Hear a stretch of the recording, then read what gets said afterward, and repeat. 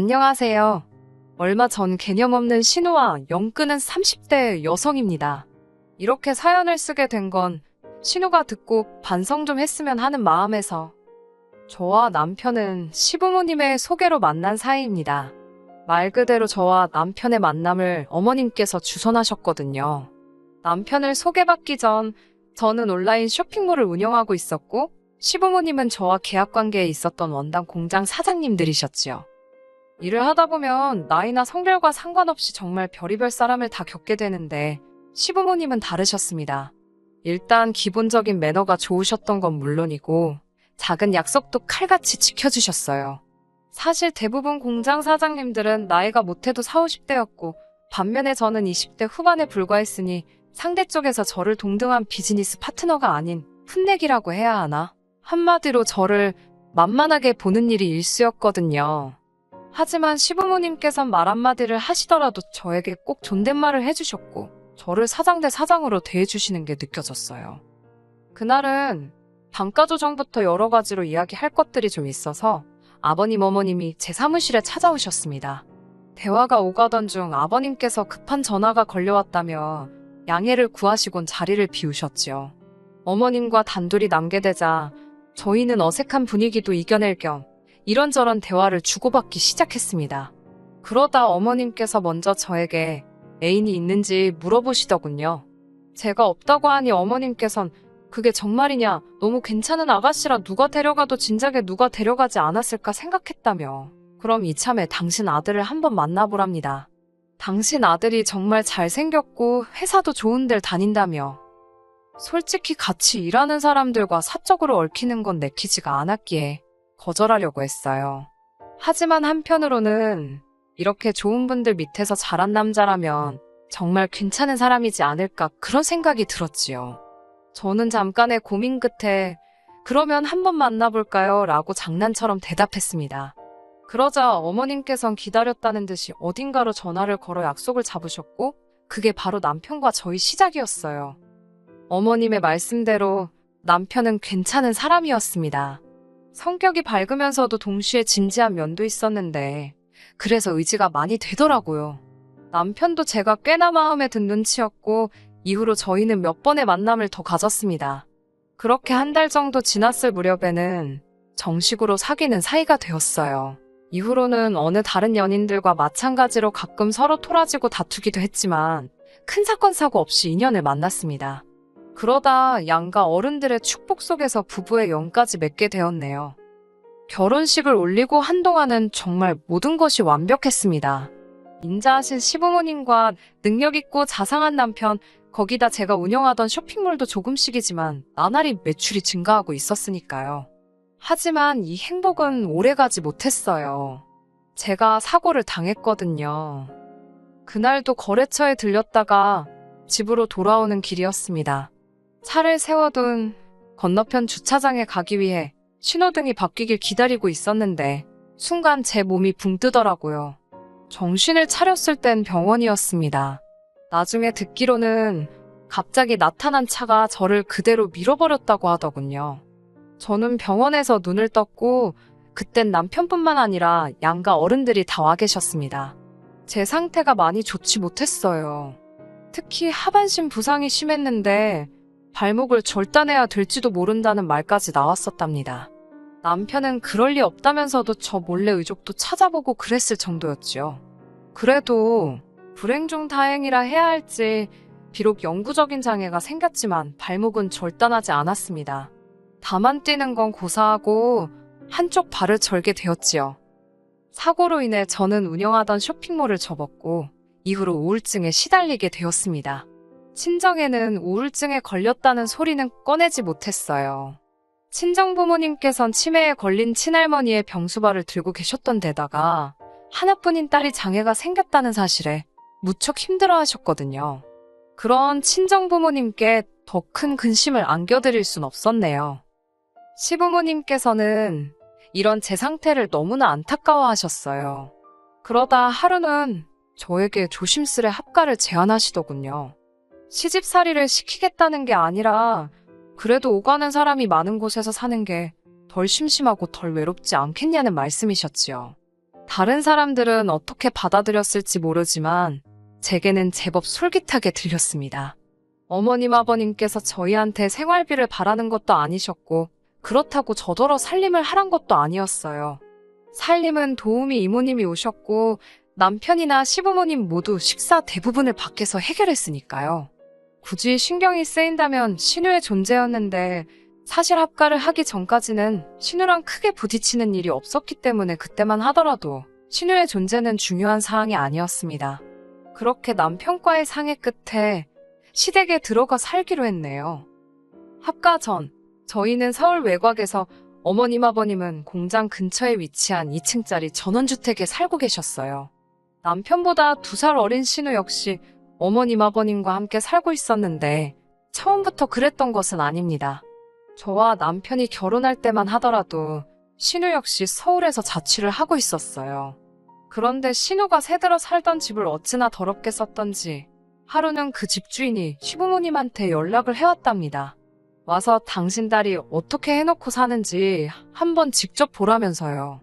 평생 남에게 피해주는 걸 죄라고 생각하시던 어머님 아버님께서는 이게 다 무슨 소린가 싶어 그 길로 신우가 자취하는 방에 찾아갔다가 기절하시는 줄 알았답니다.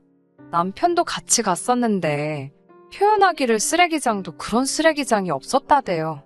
어디서 잠을 잤을까 싶을 정도로 방 안에는 어마어마한 쓰레기가 들어차 있었고 싱크대에 쌓여있던 상한 음식에서는 구더기가 보일 정도였다고요. 결국 어머님께서 그 집 청소비 다 물어주시고 그 길로 신우를 끌고 오다시피 해서 지금까지 옆에 끼고 살고 계셨지요. 그런 신우와 저는 같이 살기 시작하고 얼마 지나지 않아서부터 부딪히기 시작했습니다. 비록 저에게 집안일을 하라고 시키는 사람은 없었지만 그래도 남편은 물론이고 어머님 아버님도 매일같이 출퇴근을 하시는데 혼자 집에서 아무것도 안 하고 있는 건 말이 안 된다 싶었지요. 이모님이 오시는 건 오시는 거고 저도 저 나름대로 조금씩 집 정리도 하고 그랬습니다. 제가 원해서 하는 집안일이다 보니 신우가 도와주길 바라고 그런 것도 전혀 없었어요. 그런데 하루는 신우가 대변이 묻은 듯한 속옷을 빨래통에 던져놨더라고요. 아무리 제가 내켜서 하는 집안일이어도 막말로 똥 묻은 신우 속옷을 빨고 싶었겠어요? 손도 대기 싫었지요. 그렇다고 그냥 두자니 제 속옷이 아니어도 이모님 보기 부끄럽고 참고로 저희 시부모님도 속옷 빨래는 직접 하십니다. 제가 신우에게 문자로 속옷은 이렇게 내놓지 말고 샤워하고 그럴 때 직접 빨라고 했어요. 그러자 신우가 바로 답장이 오더라고요. 더러워서 만지기 싫답니다. 아니 자기도 더러워서 자기 속옷이 만지기 싫으면 남인저나 이모님은 어떻겠어요? 말이 안 통하는구나 싶어서 비닐 장갑 낀 손으로 그 속옷 그대로 집어다 신우 방에 다시 가져다 뒀습니다. 자기 눈으로 보면 부끄러운 줄 알겠지. 그런데 이게 웬걸요. 이튿날 그 속옷이 그대로 또 빨래통에 나와 있었는데 아주 대자로 펼쳐놨더라니까요. 제가 결국 그대로 사진 찍어서 남편한테 보냈습니다. 그러자 남편이 신우 빨래는 아무것도 하지 말라대요. 그래서 안 하고 저희 빨래랑 시부모님 빨래만 했어요. 그랬더니 세상에 2주가 지나가도록 그 속옷이 그대로 있더라고요. 이 일이 있은 이후로 신우는 걸핏하면 저에게 심술을 부리기 시작했습니다. 한 번은 신우가 자기가 키우던 강아지가 싼 똥을 이불 빨래에 던져놓은 적도 있었어요. 신우는 자기가 던져놓은 게 아니고 강아지가 그 이불 위에서 산 거라고 했지만 이미 세탁기에 들어가 있던 빨래 위로 강아지가 어떻게 똥을 싸요? 심지어 통돌이 세탁기라 강아지가 무슨 첨프라도 해서 들어갔다는 건지 말도 안 되는 소리였지요. 이야기하는 김에 하는 거지만 거짓말도 어느 정도 머리가 돌아가는 사람이 해야지 왜 저러나 싶을 정도로 한심한 거짓말만 해대더라니까요. 하지만 이런 신우의 심술 때문에 제가 신우를 안 보고 살겠다고 한 건 아니에요. 사실 이런 심술들은 너무 유치해서 상대할 가치도 느끼지 못했습니다. 순간순간 화는 났어도 거기까지였어요. 말이 나와서 말이지만 신우 주변 사람들은 신우의 실체를 몰랐을 거예요. 밖에 나갈 땐 진짜 멀쩡한 사람처럼 번지르르하게 차려입고 나갔으니까요. 거기까지는 솔직히 제가 뭐라고 하지도 않았어요. 다 큰 성인이 이렇게 살든 저렇게 살든 저한테 피해만 안 주면 된다라는 심정으로 포기한 상태이기도 했고요. 한편 어머님 아버님도 신우 상태에 대해서 문제점을 느끼셨는지 도우미 이모님과 저에게 부탁을 하시더라고요. 신우에 관한 것, 예를 들어서 신우 옷 빨래라던가 신우가 먹고 난 식기들을 치우는 것, 그리고 신우방 청소 같은 건 절대로 해주지 말라고요. 특히 저에게는 만약에 신우방에서 썩은 내가 나서 괴롭더라도 절대 먼저 치워주지 말라셨습니다. 신우도 좋은 남자 만나서 시집가고 해야 되는데 저 지경이면 누가 좋다고 하겠냐고요.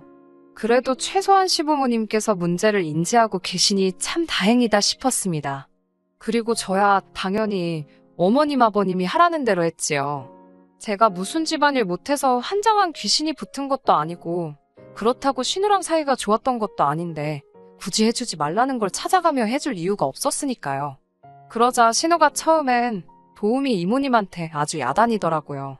아줌마가 뭔데 집안일을 입맛대로 하냐, 내가 주인집 딸인 거 안 보이냐 이런 식으로요. 이모님은 신우의 폭언을 그대로 녹음해서 어머님 아버님께 들려드렸고 어머님 아버님께선 그 이모님께 얼마나 미안해 하시던지 그 일로 인해 시부모님께선 신우에게 주던 용돈을 아예 끊어버리셨습니다. 필요하면 네가 나가서 일해서 벌어 쓰라고요. 그러자 신우는 이 모든 게 저 때문이라며 또 다시 저한테 화풀이를 하기 시작하더군요. 왜 다른 사람들 옷은 다 빨아주면서 자기 건 손도 안 대냐? 왜 자기가 쓰는 화장실은 청소를 안 하냐? 저는 신우에게 제가 하고 싶으면 하는 거고 안 하고 싶으면 안 하는 거다. 내가 아가씨 몸종도 아니고 왜 아가씨가 어지른 걸 내가 하냐? 아가씨가 알아서 하라고 받아쳤어요. 그러자 신우가 저더러 이제서야 본색을 드러낸다며 별의별 말 같지도 않은 소리를 하는데 솔직히 상대도 안 해줬습니다. 신우도 제가 자기를 상대해주지 않으니까 어지간히도 약이 올랐던 모양이에요. 자기 말을 들어주는 사람이 없어서 더 그랬을 수도 있어요. 그렇다고 해도 남의 물건에 함부로 손을 대서는 안 되잖아요. 그건 어린 아이들도 아는 거 아닌가요? 사실 신우가 예전에도 몇 번 제 옷을 몰래 훔쳐 입고 그랬던 건 진작에 알고 있었어요. 그냥 얌전히 입었으면 저도 말을 안 해요. 마음대로 말도 없이 가져다 입고 그래놓고 돌려주지도 않고 나중에 보면 자기 옷장에 처박아 놓기도 하고 심지어 어디서 사온 옷처럼 쇼핑백에 넣어서 자기 방에 숨겨두기도 하고 별의별 일이 다 있었는데 그럴 때마다 어머님이나 남편이 미안하다 하고 돈으로 물어주기도 하고 새 옷으로 사주기도 하고 그랬습니다. 두 사람이 따로 신우를 불러서 몇 번 뭐라고 한 것도 알고 있어요. 하지만 솔직히 어머님이나 남편 입장에서 번번이 신우의 못난 모습을 저에게 보여주는 게 솔직히 마음이 좋지는 않았겠지요. 고슴도치도 자기 새끼는 이쁜 법이라잖아요.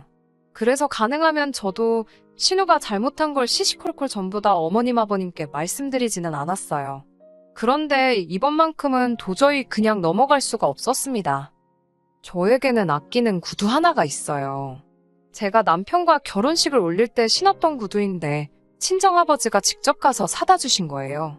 아버지 말씀이 시집가는 딸 꽃길만 걸으라는 뜻으로 꼭 직접 사주고 싶으셨대요. 회사 여직원들한테 물어물어 샀다면서 평소에 그 무뚝뚝하신 아버지가 선물해 주신 정말 뜻깊은 구두지요. 제 발목이 이렇게 된 이후로는 한 번도 신지 못했지만 그래서 더 의미 있는 구두라고 할까요?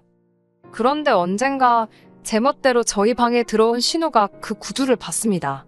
제가 일부러 그 구두는 잘 보이는 곳에다 장식해 두었는데 그게 제 잘못이라면 잘못이겠네요. 신우가 구두를 누가 방에다 두냐면서 제 위생 개념이 엉망이라고 잔소리를 해대더라고요.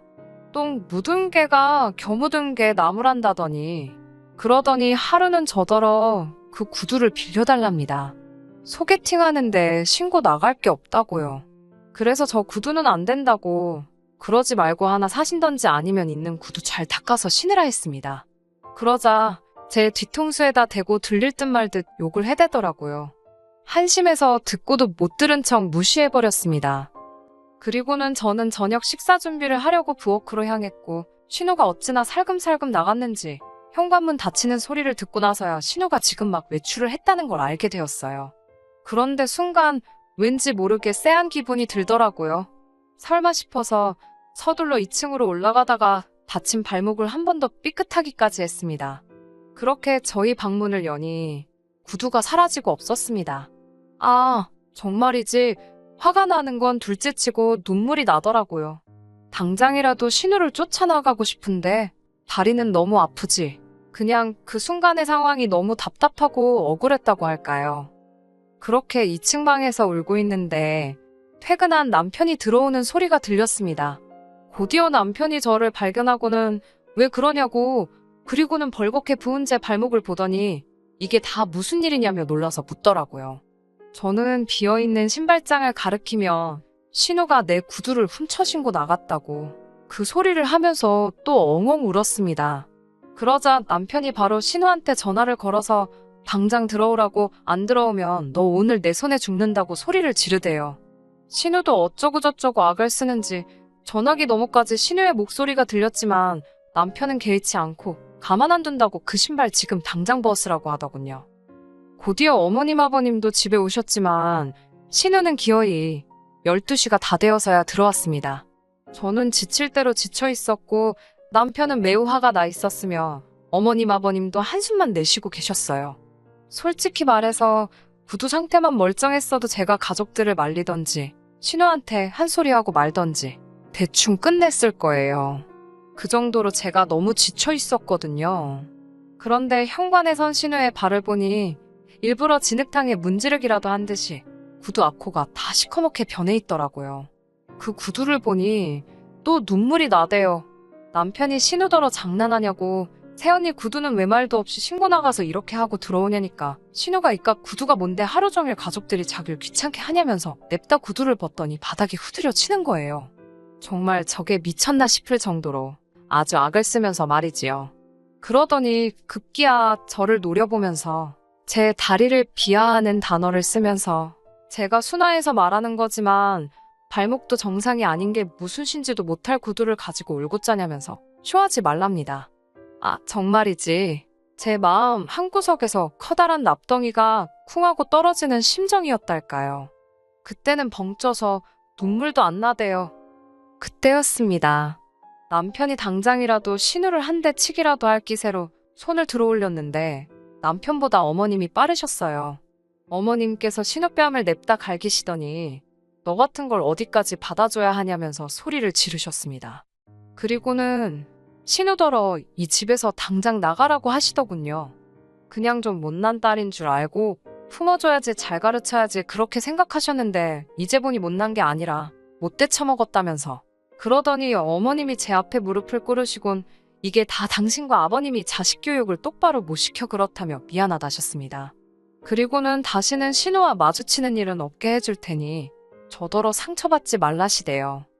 그리고 이튿날 어머님 아버님은 진짜로 사람을 불러서 신우 방을 비우셨습니다. 그리고는 신우에게 500만 원을 주시면서 이 돈으로 뭘 하든 네가 알아서 하라고, 대신 2번 다시 이 집에 들어와 살 생각은 하지 말라셨습니다. 그제서야 신우는 어머님께 죄송하다, 새언니만 예뻐해서 셈이 나서 그랬다며 어린아이 같은 변명을 늘어놓았지만 어머님께서는 완강하셨어요. 네 새언니가 용서해도 당신이 용서를 못한다며 제대로 반성하고 못돼 먹은 생활 습관도 싹 다 뜯어고치면 그때 이야기하자시대요.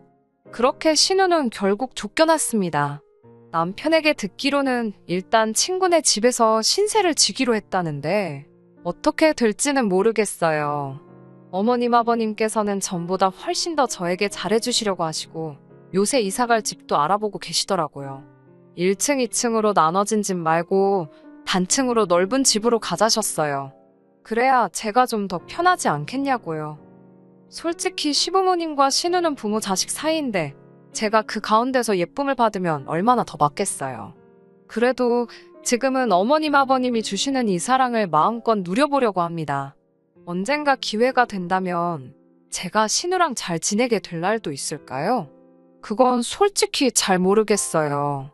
솔직히 저보다는 신우한테 달린 일 아닌가 싶기도 하고, 그래도 모든 시부모님이 자기 자식만 싸고 도는 건 아니라는 이야기를 꼭 해드리고 싶었어요. 어머님 아버님 감사합니다. 끝까지 들어주셔서 감사합니다. 오늘의 사연은 여기까지입니다. 구독과 좋아요, 알람 설정 부탁드리고 더 좋은 사연으로 다시 찾아뵙겠습니다. 감사합니다.